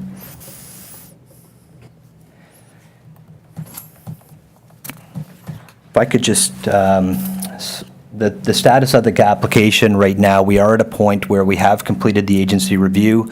As noted in the staff report before this council, this application has been appealed to the LPAT, which is a local planning appeal tribunal, and that has been done for a couple of reasons, which I just want to outline for council. And this is You have 1 minute. this is the end of my presentation here. So the first reason is the review of this application has almost taken 3 years, which will actually be longer than the time to extract Phase 6. And as can be shown on this air photo, almost all the aggregate at Mill Creek has been extracted, and CRH needs a timely decision on the application since it's affecting their current mining plan, the rehabilitation plan, as well as staff layoffs as it relates to the subject site. And finally, if a decision is further delayed, CRH is going to be required to decommission the existing plant to extract the remaining resource. And at that point, if the Phase 6 area is approved later in the process, they'll actually be required to ship that material to another off-site pit in the community for further processing. So this would help enable the processing to happen on-site. And just my very last slide. Again, we're just here today as a professional planner, just advising the council that this application is consistent with the provincial policy statement, conforms to the county plan as well as the growth plan, and it has been subject to extensive government review, and there are no outstanding issues identified today, and we're here today seeking support from the township on the zoning application that will be before the local planning appeal tribunal. I'd be happy to answer any questions that members of council may have. Thank you. Councillor Fielding. Thank you, Mr. Zeman, for the presentation. A question, you spoke quite extensively about the Creve Hills community and why you feel it would not have a significant impact on them. Would you be willing to share any information of actual face-to-face communications that you've had or your group has had with the Creve Hills community and how they're progressing or not progressing? Absolutely. Through you, Mr. Mayor. CRH Canada has met on several occasions with the Creve Hills community. The last time we did have interaction with them was at the October public meeting, to my understanding, at which time we did provide the noise report as per their request. They did acknowledge and thank for receipt of that, and there has not been any further correspondence or any concerns raised from that since that point. So there's no ongoing talk as far as you know? There has been, I've got representatives from CRH here today, but my understanding is there has not been additional discussion since October, since we did provide the noise report to them showing how their property was considered as part of that evaluation. Okay, thank you very much. Councillor Saboulis. Several questions. First of all, there was a commitment made at the OMB to tree this Phase 6 area. Why was that never done? Through you, Mr. Mayor. The treat area is, at the same time that Dufferin did submit this application for the Phase 6, there was also other amendments that were proposed to the existing site plan related to that property. One of the issues was removing of common setbacks in the Phase 1 and the Phase 2 area. And through the discussions with the Ministry of Natural Resources, it was acknowledged that there was resource identified within the Phase 6 area, that this application was coming forward, and that this area would represent a logical place for the overburden storage when they were doing the setback removal for a temporary time. So what the Ministry of Natural Resources had prepared was a revision to the site plan that didn't allow the tree planting to occur prior to the license surrender, so it would occur later in the operation. The ministry has now reviewed the updated rehabilitation plan for this area. They are in agreement that this landform represents a more ecologically diverse landform, and they are supportive of the proposed rehabilitation plan replacing the tree planting area that was proposed for that area originally. Okay. Your answer is with respect to recent discussions, but this OMB decision was made quite a while ago. I'm talking about within a couple of years after the OMB decision. Again, just through you, Mr. Worship, my understanding of the issue is that that was a requirement of the site plan, and CRH was in discussions when they did identify, there was some initial tree planting that had started in that area. They did identify there was additional aggregate there. They commenced discussions with the Ministry of Natural Resources in relation to the treatment of that area as well as other operational issues, and the Ministry of Natural Resources did approve a site plan amendment to allow the area to be reforested later in the event that the Phase 6 application does. So it was a combination of, but the tree planting did start in that area shortly after the license, but it was not completed, and that was done in discussions with the ministry. You're talking about the amendment. When was this amendment that you made to eliminate the tree planting? The amendment itself was formally made in, I believe it was 2015, but discussions with that started well before that. Once they did commence the tree planting, once there was identification of aggregate there, my understanding is the company immediately started discussions with the ministry about the tree planting requirement there and talking about revisions to that in light of additional resource information. So this was all done in consultation and collaboration with the Ministry of Natural Resources, and ultimately they did approve the site plan amendment that allowed for that tree planting to occur later. Why didn't you think it would be prudent to discuss with us your plans at that time?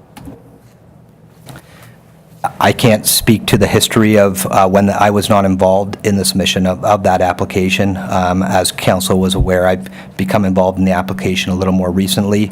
I do know that on certain applications, the Ministry of Natural Resources has the approval authority and does not always consult with surrounding municipalities. So I'm not sure of the level of dialogue that did happen on that site plan amendment. Could you find out for us? We certainly could. Okay, Councillor Roth? Thank you. Just a little further with Councillor Sapoulis's comment, that it's pretty clearly stated in the OMB hearing that this area was to become a tree nursery during Phase 1. If that would have happened, we'd have 30-year-old trees now. Would we be having this discussion? You quite possibly could. Sorry, again, through you, Mr. Mayor. The resource itself, the presence of a significant, even if the tree planting was done 30 years ago, and that treed area did establish into a significant woodland, there'd be no policies that would actually prohibit consideration from the removal of that significant woodland, subject to various tests.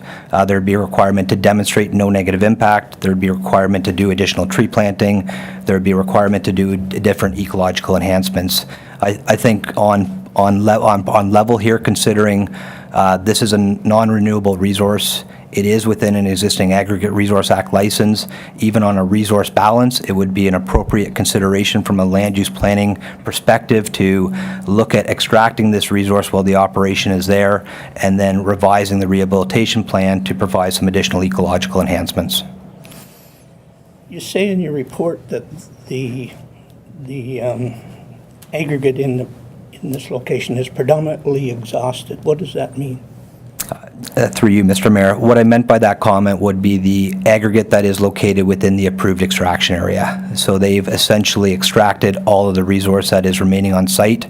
My understanding, there's a little bit around the edges, and there's also the material that would be remaining under the plant. So this would be the last, within the Aggregate Resources Act license on this property, this would represent the last remaining area that could be considered for extraction, obviously subject to approval. So it would be exhausted in a year or 6 months or 3 months? Through you, Mr. Mayor, again, it would take approximately 2 to 3 years to complete the extraction of the proposed Phase 6 area. No, I'm not talking about the Phase 6 area. The area now that you say is predominantly exhausted. If this didn't go through, how long would it take for that to be? Through you, Mr. Mayor, if I could just ask the members of the audience that are here today if they can. It'd be about 2 years. Okay, thank you. Now, you say you're increasing the berm from 15 meters to 30 meters at the north border. Is that correct? Through you, Mr. Mayor, it would be the actual setback. So the Aggregate Resources Act for for this property would require a 15-meter setback. This application includes a 30-meter setback from that property line. So what is stopping you from getting a site plan amendment to remove that back to 15? There would be, again, through you, Mr. Mayor, one of the measures that we've put in place is rezoning that entire setback to open space. So if there were ever an application, it would have to come through the municipal process through rezoning again. But I can commit to this council that this is the last area that Dufferin is looking to extract at this site, and they acknowledge that that very concern was raised at the public meeting, and that is why we've revised the zoning bylaw to put it into an open space zoning. So that would prohibit the ability to just go through a ministry site plan amendment, and would specifically require a rezoning at the municipality before you could consider a site plan amendment to reduce that from 30 to 15. Thank you. Councillor Bulmer. Thank you, Mr. Chair. Good evening.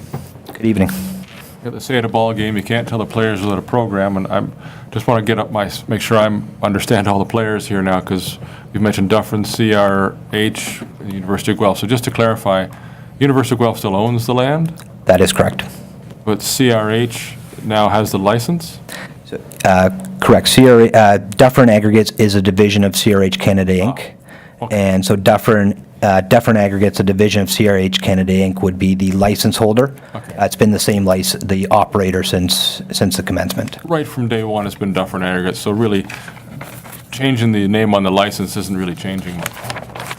Through you, Mr. Mayor, that's correct. Okay, Yeah. good, okay, thank you. So I just want to talk a little bit about site plan amendments, or ask you a question about it. Any idea how many site plan amendments this particular property south of the concession 2 has gone through in the last 5 years?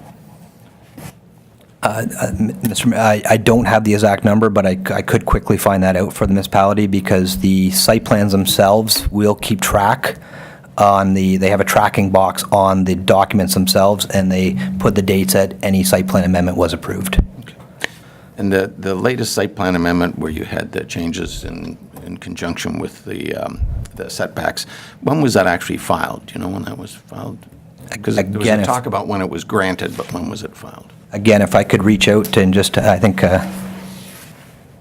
My name is Kevin Mitchell, by the way, from CRH Canada Group, Inc. So there was a number of amendments done for the setbacks both north and south of highway, our concession 2. I could be wrong looking at the site plans, but in the last 3 or 4 years, that those have taken place. But they are specified on the site plans. I don't recall exactly the dates. So I guess I'm just asking about the one that was granted last fall, just around the time of the public meeting. When was that actually, filed? When do you ask for that amendment? It would have been in 2017. 2017. Why wasn't it discussed at the public meeting? again, Mr. Mayor, I will be completely honest that I've come in just on the Planning Act application, and I was not aware that that site plan amendment was currently in process, in addition to the one that was here. So I came forward just presenting the information related to the Phase 6, the zoning bylaw. I was not aware that there was other site plan amendments in process with the ministry at the time. Okay. All right. Thank you very much. We have a motion moved by Councillor Bulmer and seconded by Councillor Roth. The council receives a presentation by CRH Canada Group, Inc. with respect to application D14 UNI Mill Creek Phase 6. All those in favor? That's carried. Thank you. And next up, we have Mrs. Bev Wozniak.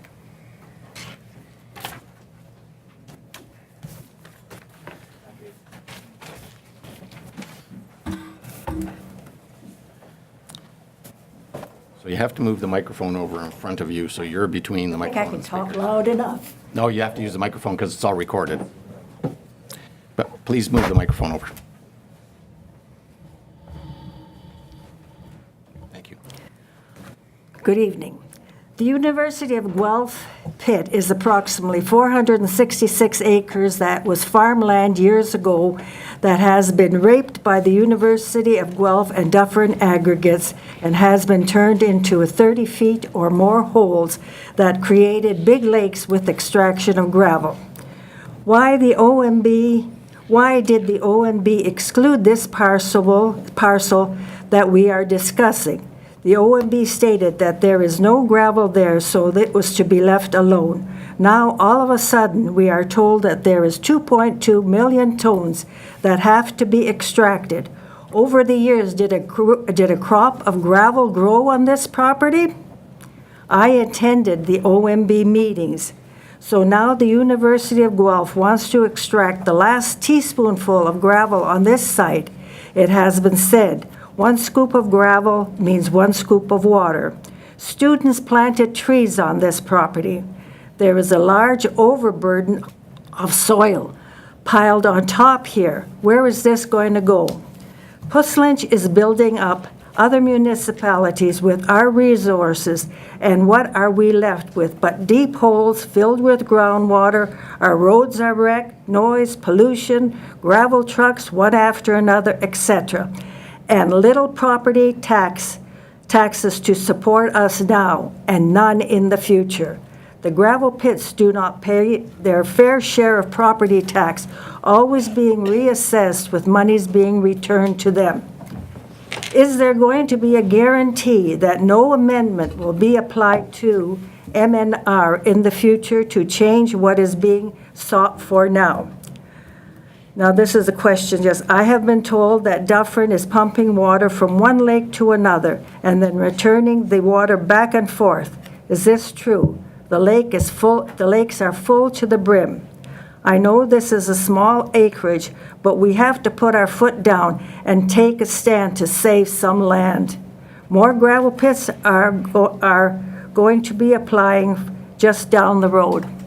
Thank you. Okay, thanks. Any questions for the delegation? Councillor Fielding? I don't have any. Councillor No, Spoulos? I do not. Councillor Roth? No. Councillor Bulmer? No questions, thank you. I just have one. So you say you were at the original hearings when all of this was discussed? Yes. Do you remember what the discussion was at specific discussion at that hearing around this particular? Well, if I can remember correctly, it was just said that there's no gravel here. So just leave it alone. Go take the other stuff. All right, okay, thank you very much. We have a motion moved by Councillor Spoulos and seconded by Councillor Fielding. The council receives the presentation by Bev Wozniak with respect to Mill Creek Pit Expansion Phase 6, 7115, Concession 2, rear lot 24, Concession 1. All those in favor? That's carried.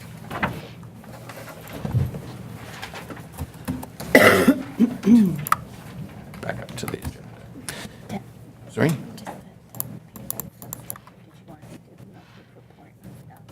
Oh, okay. Which item is that? All right. I have a motion moved by Councillor Fielding and seconded by Councillor Sapoulis. The council receives the Mill Creek Pit Expansion Phase 6 report for information. The CAO just mentioned that Mr. Pickfield is here, and if we consider this now, then he would be able to leave. There's nothing else on the agenda that he would be addressing. So do we have any questions regarding that report for Mr. Pickfield? All those in favor? That's carried. Thank you. Okay, back to item 7. It was under communications. This is where we stopped off. Monthly monitoring report for Mill Creek. The correspondence from Dufferin Aggregates dated July 12, 2018. Questions on that? Request to advance the update of the dog license bylaw. Correspondence from MHBC Planning dated July 27th. Yes, Councillor Spoulos. Just a question of staff. When could be a likely time frame for this? Currently, in accordance with the schedule that was adopted by council, the dog licensing review is scheduled for 2021. Ooh, So we have a request here to address that. So I'm going to suggest we refer back to staff to Come up with a- a more reasonable date, given this application. Certainly, staff can take that back, and we would look at then moving something off the 2019 schedule and replacing it, like interchanging a review with a bylaw that's scheduled for 2019, moving this one up and moving that particular bylaw to 2021. sure you'll come up with Yeah, some. so we would report on that when we report annually right. to council. So council's okay with that, then staff having a look at what the options are with this? Yes. Okay, Councillor Bulmer? And I'd also like to be made aware of any options in terms of, in the meantime, well, if this stays on 2021, is there an opportunity for council to provide some relief in the interim for? Can we address this somehow without waiting that long? Yes. So maybe we could have that back too. Are you all right? Options for how we could address it in the Certainly, interim of we this. will include that information when we report back. Okay. Thank you. All right, thank you very much. Item number 3, responses to the Mill Creek Annual Report, Township questions and comments, correspondence from CRH and correspondence from WSP. Anything on those? Response to the Hardin Environmental Review of the Roswell Annual Report, correspondence from Hardin Environment, and then response to those comments. This has been going on for some time. Intergovernmental affairs. GRCA, the current newsletter. Number 2 was Guelph Aramasas Township, their decision on the proposed Shinyi glass plant. Number 3, the Independent Electricity System Operator, their municipal report. You had to find it online. Number 4 was Guelph regarding service animals and the definition around that. There's been some discussion about how service animals, I know Councillor Bulmer and I have both had some discussion around that at the Accessibility Committee. Just if I could, Mr. Mayor, I have a call in to the contact in this report, in this Yeah, good. thing.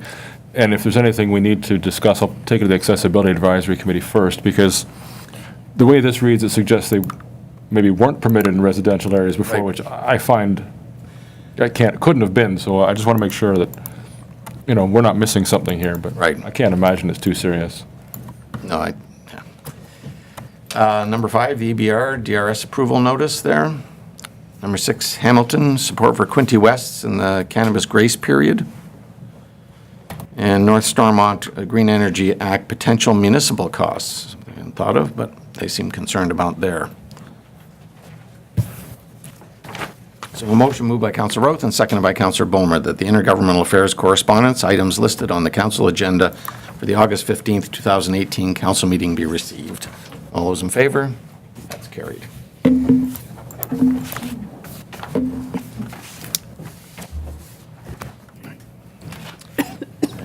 delegations, reports, planning and building, information report, the public meeting, that was what we had. 2 reports on the public meetings that were held previous to this council meeting. And the county planning report we just did, the site plan agreement for Leachman. So a motion moved by Councillor Spoulis and seconded by Councillor Fielding. The report PD 2018-008 regarding site plan agreement, DNR Leachman Holdings, Inc., municipally known as 92 Brock Road South, be received. The council pass a bylaw to authorize the entering into and the execution of a site plan agreement with DNR Leachman Holdings in accordance with report PD 2018-008. Discussion on that, Councillor Fielding? No. Councillor Spoulis? Councillor Roth? Councillor Bulmer? No. No, I'm fine with it too. All those in favor? That's carried. Nothing from Bristol Fire and Rescue. Okay, Finance Department, 2018 proposed user fees and charges.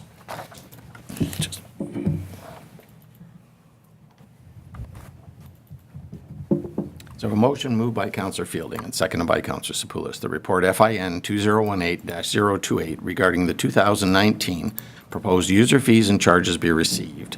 And the council directs staff to proceed with holding a public meeting on September 13th, 2018 at 7 p.m. at the municipal office to obtain public input on the proposed user fees and charges bylaw as outlined in the Schedule A to report FIN 2018-028, and that staff report back to council with the results of the public meeting. Is there any discussion on that? All those in favor? That's carried.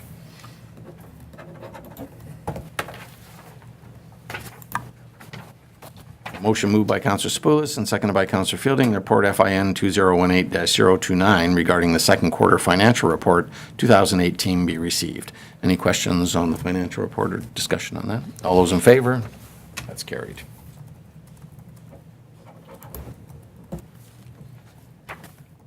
Administration. Proposed 2019 council budget meeting schedule. So we saw the schedule there. Is everybody okay with this? proposed schedule as it sits. It extends beyond the end of this council, so we're, taking a guess at what's available to the future council, but certainly the dates are there. We need to start with this. The budget process will start next month. I think two of us at least are Absolutely. If I may add, just for council's information, what will happen after this meeting is the actual schedule will be sent to all candidates so that they are aware of the excellent. schedule. Good. Okay? Okay, good. Thank you for that. Was there a report on that? Yeah. Yeah, I guess But I no, should give you the- yeah, I was going to say. So a motion moved by Counselor Fielding and seconded by Counselor Sepoulis. The council adopts the 2019 council budget meeting schedule attached as Appendix A to report ADM 2018-025. All those in favor? That's carried. Winter holidays. Motion moved by Counselor Sepoulis and seconded by Counselor Fielding. The report ADM 2018-026 regarding winter holiday office closures be received, and the council authorizes the closure of the office for the winter holidays from December 24th at noon until January 2nd of each year. Any discussion on that? Yes, Counselor Rowe. Well, I'm just glad to see that this will be taken as vacation days, so it's not like we're giving more days off to our staff. And I think it's probably a little better to be consistent over the holidays, as many municipalities are. Okay. Any other questions? I just have one. We had a similar thing in the private sector, but I had a voicemail box that someone pulled once a day in case there was an emergency to deal with. I just asked that we maybe consider something along those lines, just in case something comes up that you can't do predict. Okay. All those in favor? That's carried. And C, ADM 2018. So a motion moved by Counselor Fielding and seconded by Counselor Sepoulis. The council receives the staff report ADM 2018-028 with respect to delegation of authority, freedom of information. The council delegates the authority to the CAO clerk to act as the head of the municipality for the purposes of the Municipal Freedom of Information and Protection of Privacy Act. And the council passes a bylaw delegating authority to the CAO clerk to act as the head of the municipality for the purposes of the Municipal Freedom of Information and Protection of Privacy Act. Any discussion on that? All those in favor? I had a- Sorry, Councilor Bowman. Yeah, just a question or a comment, I guess. In reading this, it reminded me that, we, the bottom of our emails, we have a little note that says the contents of those emails could be released to a third party. And that's great when we respond to a resident who sent us what they might consider to be confidential communications. They have a concern about signing their neighbors or whatever, and they don't, but they don't see that until after we've responded. So I spoke to Nina about the possibility.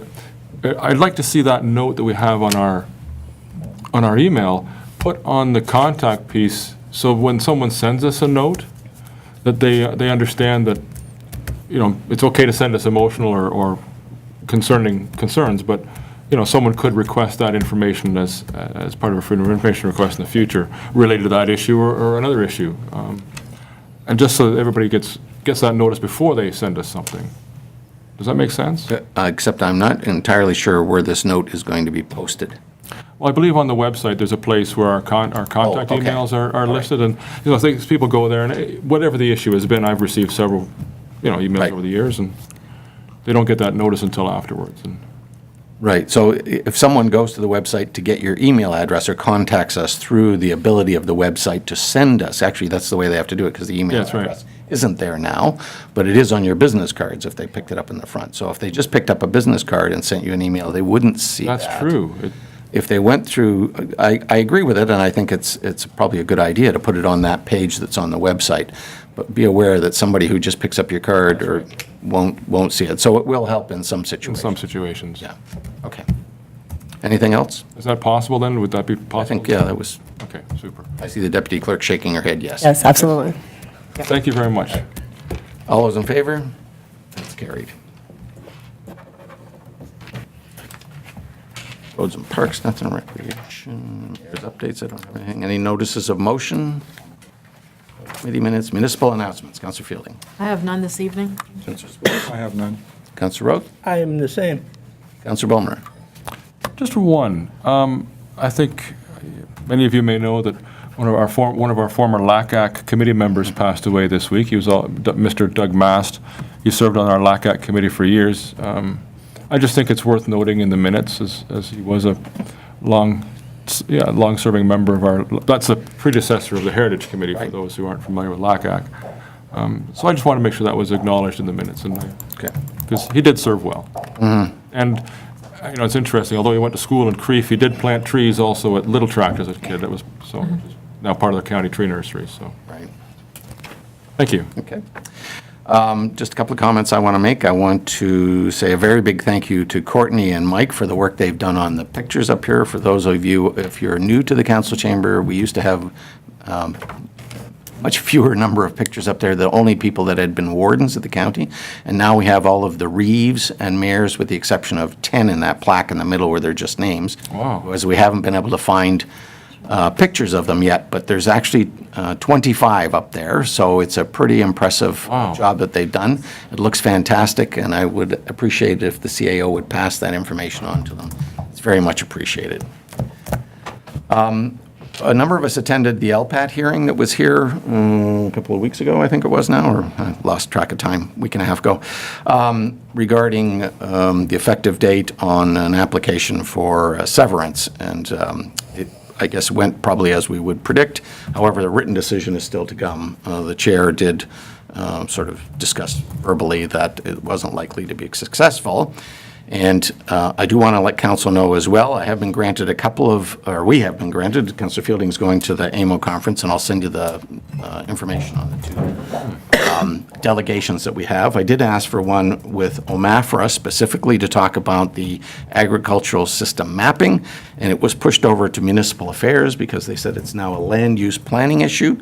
And my comment was, but you generated the maps. They didn't seem to have, didn't take that to concern, so we will be meeting with Municipal Affairs at the conference, and also with Ministry of Natural Resources and Forestry regarding the natural heritage system.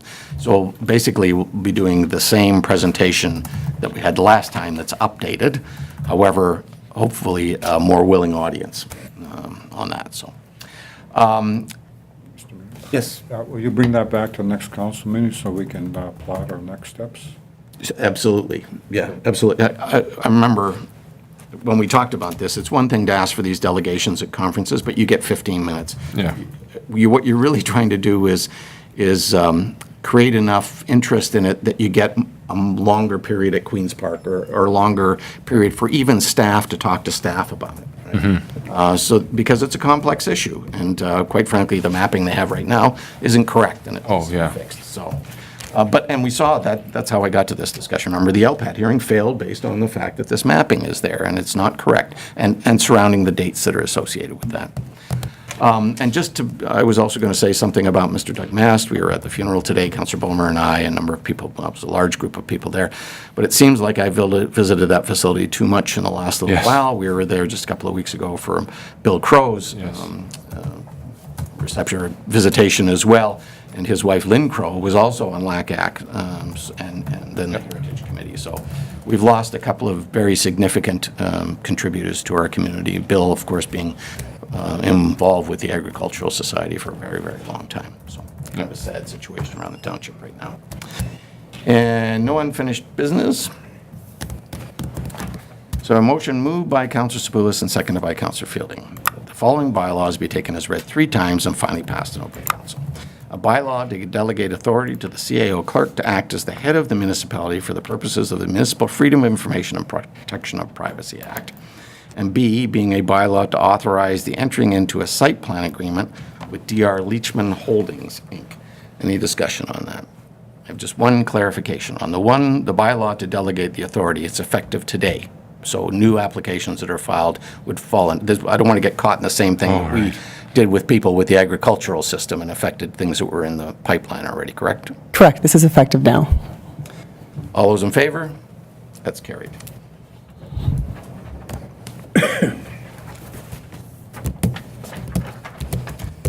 have a motion moved by Counselor Fielding and seconded by Counselor Sepoulis. The following bylaw be taken as read 3 times and finally passed in open council. Bylaw 048-2018 being a bylaw to confirm the proceedings of council for the corporation of the Township of Puslinch at its meeting held on the 15th day of August, 2018. All those in favor? That's carried.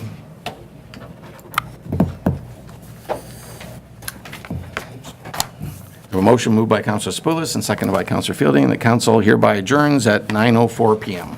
All those in favor? It's carried. Thank you very much, ladies and gentlemen.